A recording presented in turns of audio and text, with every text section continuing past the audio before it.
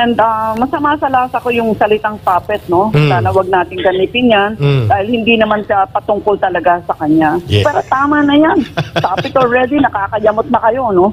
We elected him with a great majority. Let us help him succeed. Hindi yung po pwedeng every 2 days gusto natin nga Si Senator Amy Marcos, siya po ay sa maraming pagkakataon ay tumututol doon sa mga ginagawa ng kanyang batang lalaking kapatid, ano? So hindi lang po bayan ang nadi-divide kundi ang pamilya ni Bongbong Marcos mismo. Especially, pay attention to this.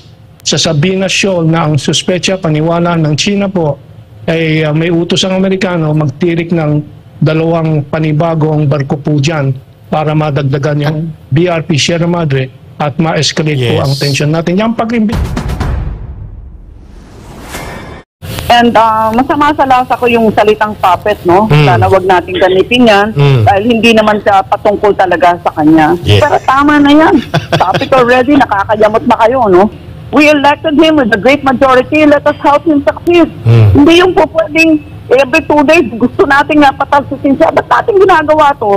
Napagtawalan na nga tayo ng buong region. Why are we doing this, no? that we do not have entanglements on either side, ano?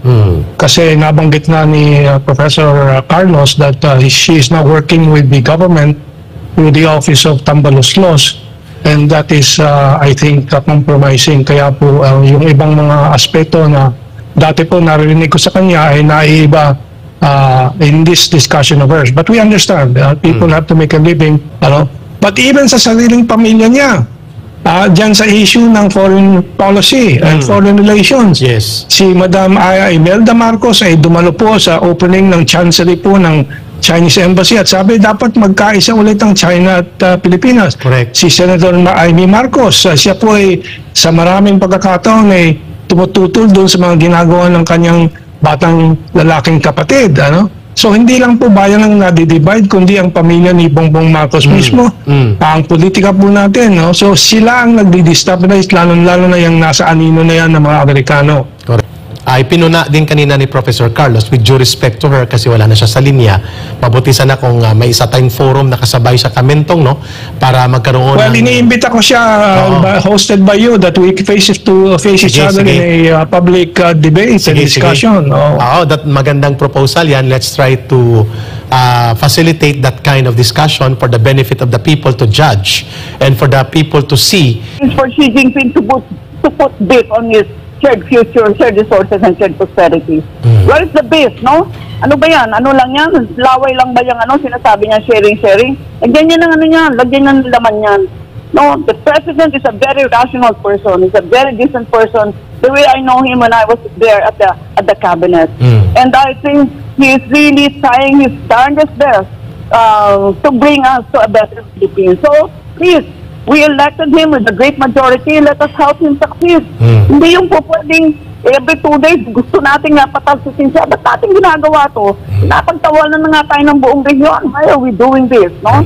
So, let us support him. And sana, no, kung nakikinig ng mga Chinese decision makers, please, it is your move, no? There is already a memo, a MOA between the Chinese Coast Guard and the Philippine Coast Guard.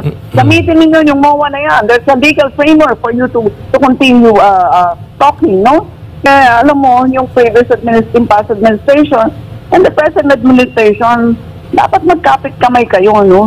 Ako naman sa akin, noises lang to sa ating politics, entertainment nga for some, eh. So, pero tama na yan. Stop it already, nakakayamot na kayo, no? Ganun ba? So, tama po kayo. Ang laki-laki ng ng challenges ng bansa, eh. Yung mga noises na yan, these noises really should stop, no? And yes, Israel, if we hold hands together and really resolve these major challenges, bakit nasa gitna ng politika natin ito? At tayo'y nakaka-retard ng ating economic growth, no? What we want to do is really to eradicate poverty. Huwag natin gamitin yung word na alleviate. It's to eradicate poverty because it can be zero. It can go to zero after. Huwag gamitin yung alleviate, no? And we can do that only pag magkapit kamay tayo. Corny man sabihin, it is really when we take collective undertaking that we win, no? Yes. At siguro an additional comment, ahead, no, as from a geopolitical perspective. Go ahead po. Dapat natin ding alamin na ang talagang hidwaan is between China and US. Yes. So, edi kayong maglabanan, hello, and gusto nyong gera, maggera kayo sa sarili nyong teritoryo at wag nyo kaming sinasabit-sabit yan. Yun. Okay? For having and being closer to the United States of America. But I'm sure conditions will be different. And masama sa lasa ko yung salitang puppet, no? Sana wag nating ganipin yan dahil hindi naman siya patungkol talaga sa kanya. Yes.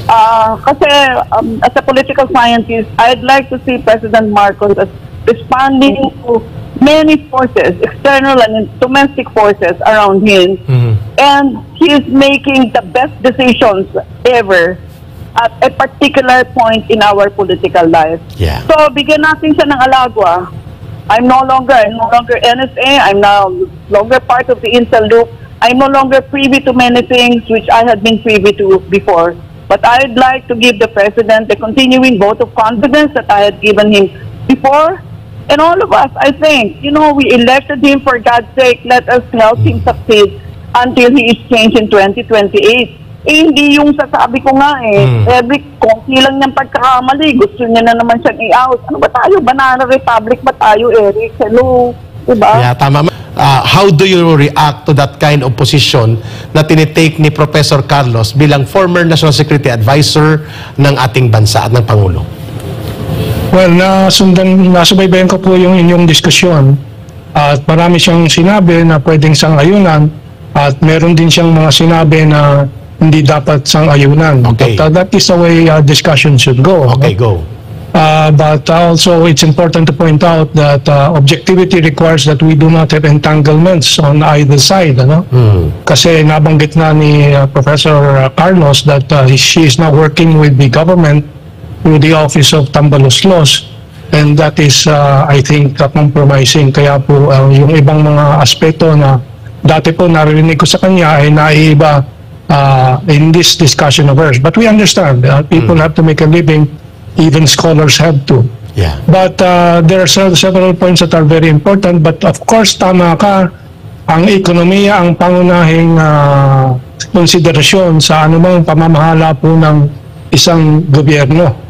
Kahit po yung iyong foreign policy, yung national defense ay nakasalalay po sa ganda ng ekonomiya. Paano ka lalaban ng giyera kung halimbawa ay yung ekonomiya at yung mamamayan mo ay naglulumpasay, dapa tulad ng Pilipinas at nabanggit nyo at na-discuss ninyo si Zelensky. Tulad ng Ukraine. Kaya ang Ukraine po ay yung power system nila mas masahol na po kaysa sa kuryente ng Pilipinas na tayo wala pang ang gera ay nagkaka-brownout na after 25 years of privatization. Ang Ukraine po ay talagang halos puro blackout na po dahil yun po ang tinatarget ng Russia. So ekonomiya talaga ang pangunahin. In fact, yung sabi nga ng ASEAN sa pamamagitan ng mga binibigkas ni dating Singapore Foreign Minister George Yeo, sabi niya, ASEAN felt no obligation to support the Philippines over the second Thomas Shoal or Ayungin Shoal. ASEAN shows great discomfort because they really don't want escalation and conflict in their own backyard. Ayan po ang nangyayari po sa atin ngayon.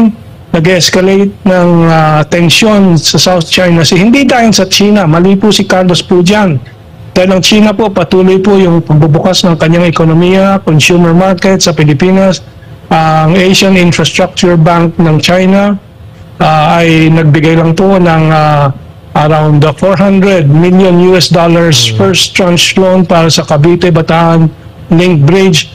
Patuloy po ang pagiging top trading partner ng Pilipinas. Pero dito sa South China Sea, ang Amerikano po ang may programa na tinatawag na Operation Myushu or yung assertive transparency para itulak ang Pilipinas na udyukin ng reaksyon galing sa China sa paghahamon po dyan sa Ayungin Shoal at ngayon po sa Sabina Shoal ay tangkang pagtitirik din ng dalawang panibagong barko ng Philippine Navy. Yan po sa Sabina Shoal or ating tawag na Escoda Shoal. So marami pong ginagawa. Mali po si Carlos nung sinabi niya na China po ang dahilan dahil walang nagbago sa patakaran ng China. In fact, very defensive ang China. Very passive. Naghihintay lang po doon sila sa Ayungin Shoal o sa Scarborough Shoal.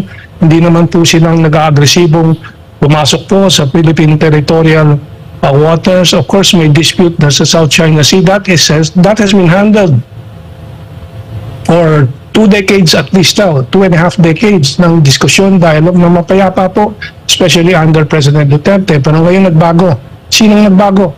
Si President Marcos po noong Pebrero, noong nakaraang taon 2023, biglang pumihit siya na walang paliwanag at siya ay umakap po ng Estados Unidos at sumunod na po yung deployment ng intermediate range ballistic missiles ng US sa ating norte, sa Isabela, sa Cagayan Province. Ano namang iisipin ng China po? Pero sa pagturing ng China sa Pilipinas, kaila Governor Mamba ng Cagayan Province, tuloy-tuloy po ang mga tulong at napakarami pong mga ebidensya po na hindi inuulat ng mainstream media yung tuloy-tuloy na tulong ng China sa Pilipinas, tulad nung pagsuporta sa ating Kaliwa Dam na siyang magsusupply ng 600 million liter daily kada araw na tubig para sa Metro Manila residents, na ngayon tayo ay nakakaranas po ng mga tagtuyot, uhaw po sa ilang mga parte po ng Metro Manila at Southern Tagalog. And of course, power system po natin, pero kinansilan natin ang maraming mga project. Ni Bongbong Marcos pala, kinansilan nila. Yung mga train system ng Mindanao Circumferential, 1,100 kilometers circumferential rail ng Mindanao. Tama. Yung pagbubuhay at modernize ng Bicol Express, North Rail natin po. Ayan po, lahat po yan udyok ng Amerikano dahil hindi natin malaman kung anong secret ni Bongbong Marcos ng Pebrero, kung anong pananakot na pati po yung kanyang inutos kay Admiral Carlos ng Westcom na easing of tensions na sinunod ni Admiral Carlos at nagkaroon po ng magandang rotation and resupply mission ng Pebrero 2, 2024 na flawless po ang tawag ng AFP. Napakaganda. Naudlot na naman po, nasisante yung gumawa po ng easing of tension na utos ni BBM at siya pang nasisante at balik po sa build-up ng tension. Especially, pay attention to this. Sa Sabina Shoal na ang suspecha, paniwala ng China po, ay may utos ang Amerikano magtirik ng 2 panibagong barko po dyan para madagdagan yung BRP Sierra Madre at ma-escalate po ang tension natin. Yung pag-imbita kay Zelensky po, malinaw po yan, pag-prop up, pag-tutukod kay Zelensky, nabagsak na po sa sariling bansa. Hindi na po presidente yan, kaya hindi nararapat po na imbitayan at lalong hindi nararapat nabigyan ng guard of honor po yung diktador na po yan. Hindi po yan halal anymore. Siya ay nag-impose ng martial law para mapatahimik ang mga oposisyon na sa ngayon po ay lumalakas po dyan sa loob ng Ukraine dahil talagang nakikita naman nila kalahating milyon na sa mga kabataan nilang kasundaluhan ang napatay na. Ngayon may bagong utos si Zelensky na buksan ng mga preso para ilabas po yung mga mamamatay tao, manggagahas, mga kriminal, and so on, para mga kriminal, para magsundalo na para sa Ukraine dahil ubos na po. Wala na. Binaba pa nila ang conscription age from 27 to 25 kasi yung 26 years old at 27 years old, ubos na. Patay na. Yan po ang ginagawa ng Amerika sa Pilipinas, at diyan po, hindi po tayo papayag na makalusot po ang kasinungalingan ng mga scholars tulad na Clarita Carlos. Hindi China ang gumagawa nito. Amerika, Estados Unidos, na may blackmail naman po dyan kay BBM. And kawawa po ang bayan natin. Even our economic opportunities are down.